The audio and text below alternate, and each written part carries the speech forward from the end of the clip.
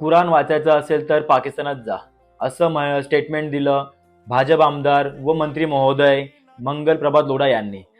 कुराण ज्याने वाचायची असेल त्याने पाकिस्तानमध्ये जावा. जर जबरदस्ती मला त्यांना एवढंच विचारायचंय की हिंदुस्थान हा कोणाच्या मालकीचा आहे का? हिंदुस्थानासाठी अनेक धर्माच्या लोकांनी बलिदान दिले आहे स्वातंत्र्य लढ्यामध्ये, आणि जर ते पाहायचं असेल तर आपण इंडिया गेटवर जावं आणि तेथील शहीदांची लिस्ट बघावी. त्याच्यामध्ये अनेक धर्मांच्या लोकांची नावं आहेत. कुठल्याही ठराविक एका धर्माच्या लोकांची नावं शहीदामध्ये नाही आहेत. आणि तुम्ही या व्हिडिओच्या खालती बघितले असेल कमेंट्समध्ये, ते का कुठल्या तरी लोकांनी कमेंट टाकलेली आहे की उठा उठा निवडणुकीची वेळ आली, हिंदू मुस्लिम करण्याची वेळ झाली, असं कधी कमेंट टाकलेली आहे. ते पुढे हे देखील म्हणाले की वंदे मातरम विरोध वगैरे करतात असं काहीतरी. तर त्यांना मला एवढंच सांगणं आहे की केरळ राज्यातील एका जिल्ह्यातील एका सरकारी शाळेमध्ये 3 भावंड ही राष्ट्रगीताच्या वेळी शांत उभे राहायची व राष्ट्रगीत म्हणत नसत.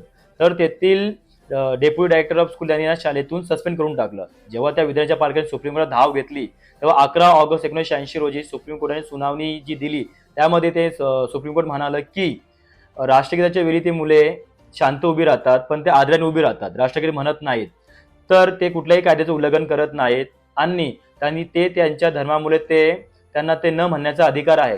तसेच राष्ट्रगीत म्हणण्यास भाग पाडणे हे काही योग्य नाहीये.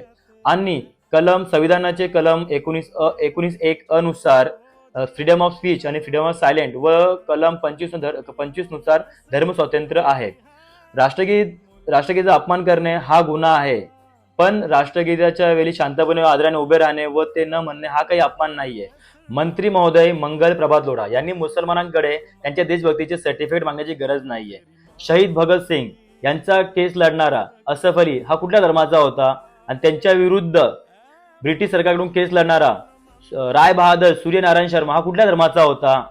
तर मंत्री महोदयांनी हिंदू मुस्लिम करत बसू नये आणि देशाच्या आणि महाराष्ट्राच्या विकासासाठी हातभार लावा, ही त्यांना माझी एक फ्री सल्ला आहे त्यांना, आणि त्यांनी तो नक्की घ्यावा.